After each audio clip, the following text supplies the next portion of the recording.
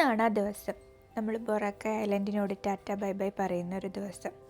അത്ര സന്തോഷമൊന്നുമില്ല ഇവിടുന്ന് പോവാൻ. ഒരുപാട് നല്ല മെമ്മറീസ്, നല്ല മനസ്സ് നിറയുന്ന കുറേ കാഴ്ചകൾ തന്നൊരു സ്ഥലമാണ്. അപ്പോൾ നമ്മുടെ ഫ്ലൈറ്റ് 1:30ക്കാണ്. നമ്മളൊരു 10 മണിയൊക്കെ ആയപ്പോൾ റൂമിൽ നിന്ന് ചെക്കൗട്ട് ചെയ്തു. അപ്പം നമ്മൾ റിസോർട്ടിൽ നിന്ന് ചെക്കൗട്ട് ചെയ്തു. എയർപോർട്ടിലേക്ക് തിരിച്ചു പോവാണ്. ഇവരുടെ തന്നെ ട്രാൻസ്പോർട്ടേഷൻ ഉണ്ട്, നമ്മൾ എക്സ്ട്രാ പൈസ കൊടുക്കണം.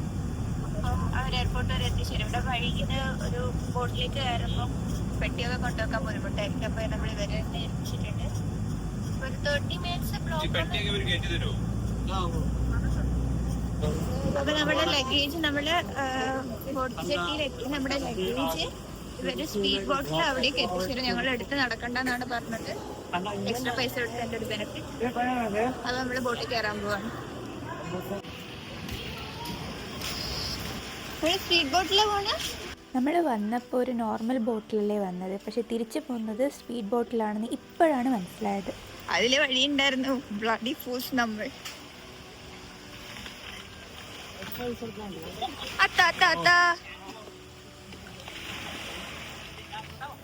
പറ്റിയോ അറിയൊക്കെ വീണുപോയി.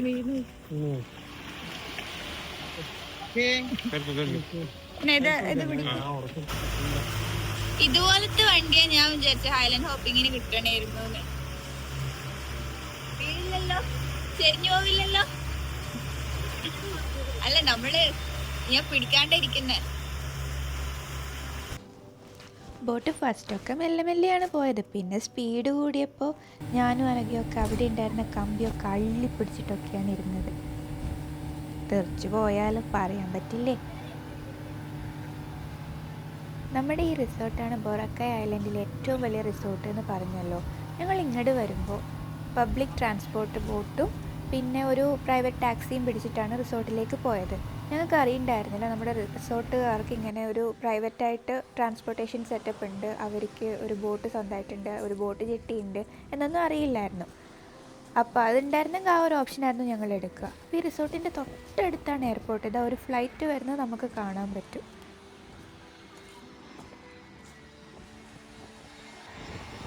അപ്പം നമുക്ക് എയർപോർട്ടിൽ നിന്ന് നേരെ ഇവിടെ വന്ന് റെസ്റ്റ് എടുത്ത് നമ്മൾ അവർ പിക്ക് ചെയ്ത് റിസോർട്ടിലേക്ക് കൊണ്ടുപോകാം, തിരിച്ച് അവർ ഡ്രോപ്പ് ചെയ്യും. ആ ഒരു അടിപൊളി സെറ്റപ്പാണ്.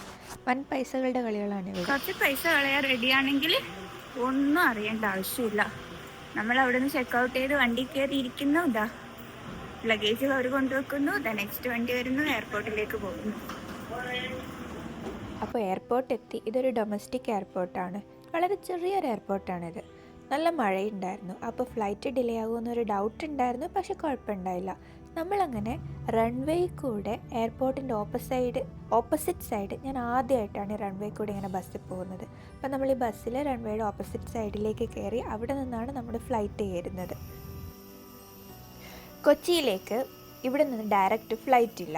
അതുകൊണ്ട് നമ്മൾ ഇവിടെ നിന്ന് മനിലേക്ക് ബുക്ക് ചെയ്ത് അവിടെ നിന്ന് വേണം കൊച്ചിയിലേക്ക് പോകാൻ.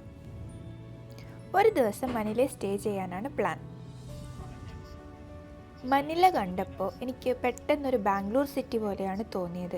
ഭയങ്കര ബിസി റോഡ്സ്, ഒരുപാട് ബിൽഡിങ്സ്, അങ്ങനെയൊക്കെ കാണുമ്പോൾ ഒരു ബാംഗ്ലൂർ ലൈഫ് തന്നെ തോന്നും. പക്ഷേ ഇവിടെ മെട്രോ ഒന്നും ഇല്ല ഇത്ര. പിന്നെ ഇവിടുത്തെ ബ്ലോക്ക് കാണുമ്പോഴും ബാംഗ്ലൂരിനെ തന്നെയാണ് എനിക്ക് ഓർമ്മ വരുന്നത്. വലിയ വലിയ ഒരുപാട് ബിൽഡിങ്സും ഉണ്ട്. അപ്പം നമ്മൾ നമ്മുടെ ഫ്ലാറ്റിൻ്റെ അടുത്തേക്ക് എത്തി. വേറൊരു കോമഡി എന്താണെന്ന് വെച്ചാൽ, ഞാൻ ബാലിയിൽ നിൽക്കുമ്പോൾ ഒരു റീല് കണ്ടായിരുന്നു. ബാലിയിൽ വന്ന ഒരു ഇന്ത്യൻ ഫാമിലി, ആ ലേഡി ആ റിസോർട്ടിലുണ്ടായിരുന്ന dispensers like shampoo dispenser, moisturiser, അങ്ങനെ ആ റിസോർട്ടിൽ കൊടുക്കുന്ന എല്ലാ സാധനങ്ങളും അടിച്ചു മാറ്റി ആ ഹോട്ടലുകാർ അവരെ പിടിച്ച ഒരു വീഡിയോ കണ്ടായിരുന്നു. ഇവിടെ നോക്കിയാൽ ഞങ്ങൾക്കിവിടെ ഓണറില്ല. നമ്മൾ സെൽഫ് ചെക്ക് ഇൻ, നമ്മുടെ ഡീറ്റെയിൽസ് കൊടുക്കുന്നു, അവിടെ പ്രൂഫായിട്ട് നമ്മുടെ ഒരു ID കാർഡ് കൊടുക്കുന്നു, ചെക്കൗട്ട് ചെയ്യുമ്പോൾ അവർ തരും. അത് കഴിഞ്ഞ് നമ്മൾ സ്വന്തം റൂമിൽ കയറുന്നു, ഇറങ്ങുന്നു. ആ റൂമിൽ എന്തോരം സാധനങ്ങളുണ്ടെന്നറിയോ. ഇപ്പോൾ റൂം എത്തിക്കഴിഞ്ഞാൽ നിങ്ങൾക്ക് കാണും. അവിടെ ഒരു കുഞ്ഞു റൂമാണ്. ഒരു ദിവസത്തെ സ്റ്റേ ആയതുകൊണ്ട് നമ്മളൊരു ചെറിയൊരു റൂമാണ് എടുത്തത്. പക്ഷേ ആ റൂം നല്ല രസമാണ്. ഒരുപാട് സാധനങ്ങൾ അവിടെ കാണാൻ കിട്ടും. പക്ഷേ അവരുടെ ആ ഒരു ട്രസ്റ്റ് നോക്കിയാൽ ഒരാൾ നമ്മളെ കൂടെ വന്ന് റൂം കാണിച്ചു തരുമോ അല്ലെങ്കിൽ പിന്നെ ചെക്ക് ചെയ്യുമോ, അങ്ങനെ ഒരു പരിപാടിയും ഇല്ല. നമ്മൾ കയറുന്നു, നമ്മൾ സ്വന്തം ഇറങ്ങുന്നു. പക്ഷേ നമ്മുടെ നാട്ടിലെ കുറേ പേർക്ക് എന്താണോ ഈ ഒരു മാന്യത തിരിച്ചു കൊടുക്കാൻ പറ്റാത്തതെന്ന് എനിക്കറിയില്ല. നമ്മുടെ റൂമിൻ്റെ സൈഡിൽ കൂടെ ഈ വിൻഡോയിൽ കൂടെ നോക്കിയാൽ താഴെ ഒരു സ്വിമ്മിംഗ് പൂള് കാണാം. അപ്പോൾ ഈ ബിൽഡിങ്ങിൽ നിൽക്കുന്നവരൊക്കെ ഞങ്ങൾ കയറി വരുമ്പോൾ അവർ ഈ സ്വിം സ്യൂട്ടൊക്കെ ഇട്ട് താഴെ കുളിക്കാൻ പോവുകയാണ്. നല്ല രസമുണ്ടായിരുന്നു. ഒരു ഹൈറ്റിൽ നിന്ന് താഴേക്ക് നോക്കുമ്പോഴുള്ള വ്യൂ ഒക്കെ. ഇതിനാകെയുള്ളൊരു ഡ്രോബാക്ക്, 2 റൂമിൽ ഒരു റൂമിന് ഗ്ലാസ് ആണ്. സോ അത് നമുക്ക് ആ പ്രൈവസി കിട്ടത്തില്ല. പിന്നെ ഒരു ബാത്റൂമേ ഉണ്ടായിരുന്നുള്ളൂ, ബാക്കിയൊക്കെ അടിപൊളിയായിരുന്നു. റൂമിൽ നിന്ന് ഇറങ്ങി മോൾ ഓഫ് ഏഷ്യയിലേക്ക് പോണ വഴി ഈ ഒരു വണ്ടി കണ്ടു, ജീപ്പിനി. ഞാൻ ഫസ്റ്റ് ടൈമാണ് കാണുന്നത്. നിങ്ങൾക്കറിയോ? എനിക്കറിയില്ലായിരുന്നു ഇങ്ങനൊരു വണ്ടിയുടെ കാര്യം, ഈ ഒരു പേരും. നിങ്ങൾക്കറിയാമായിരുന്നോ? മോൾ ഓഫ് ഏഷ്യ പോണ വഴി ഒരുപാട് വലിയ വലിയ ബിൽഡിങ്സ് കണ്ടു.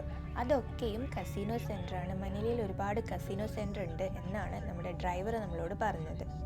അപ്പം നമ്മൾ മോൾ ഓഫ് ഏഷ്യ എത്തി. ഇവിടെ ഉദ്ദേശം ഒരു പടം കാണാനാണ്. നല്ല one of the best IMAX theatre ഈ മോളിനുണ്ട്. അപ്പോൾ അവിടെ പോയൊരു പടം കാണണം എന്നതായിരുന്നു അടുത്തൊരു ഉദ്ദേശം. പിന്നെ ഈ മോൾ ഓഫ് ഏഷ്യയിൽ തന്നെ ഒരു IKEA സെൻറ്ററിന് വലിയൊരു ഏരിയ തന്നെ ഉണ്ട്. അതും പറ്റുകയാണെങ്കിൽ നമുക്കൊന്ന് കാണണം. കാര്യം നാളെ രാവിലെയാണ് ഫ്ലൈറ്റ്. SM മോളിലേക്ക് പോണ വഴി ഒരു വലിയൊരു ജൈൻ വീല് കണ്ടു, നമ്മൾ ലണ്ടനിലൊക്കെ കാണുന്നത് പോലെ. അപ്പോൾ സൂര്യൻ അസ്തമിച്ച സമയത്ത് ഈ ഒരു ബാക്ക്ഗ്രൗണ്ട് ചുവപ്പ് കളറിൽ ഈ ഒരു വീല് കാണാൻ എന്തൊരു ഭംഗിയായിരുന്നു എന്നറിയാമോ? One of the best scenes in Manila.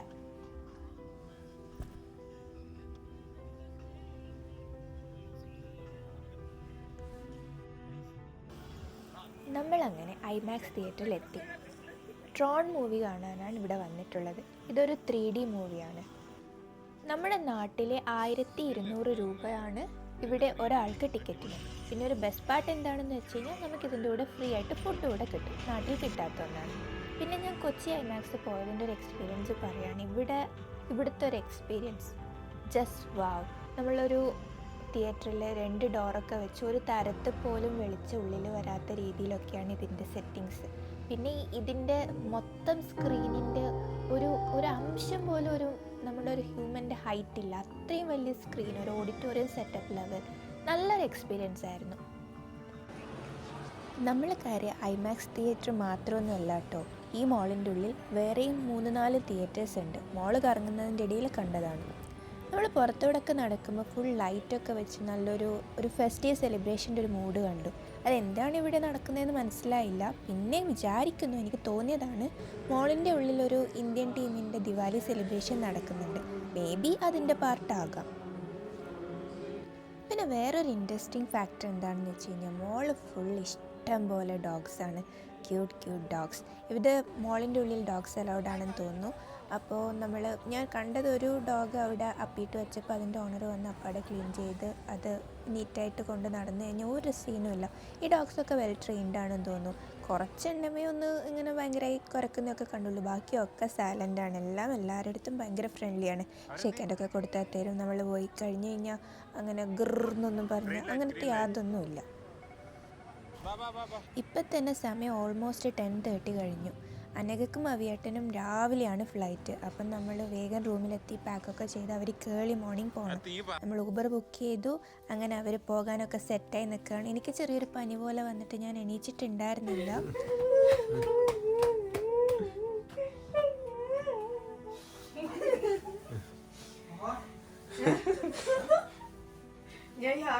അപ്പോൾ അവർ വന്ന് ടാറ്റ ബൈ ബൈ ഒക്കെ പറഞ്ഞ് നെക്സ്റ്റ് ഇയർ നെക്സ്റ്റ് പ്ലാൻ എന്നൊക്കെ പറഞ്ഞ് നമ്മൾ അങ്ങനെ ടാറ്റ ബൈ ബൈ പറഞ്ഞു. അവർ നേരെ ചൈനയിലേക്ക് പോയി, ഞങ്ങൾ നേരെ കൊച്ചിയിലേക്ക് വിട്ടു.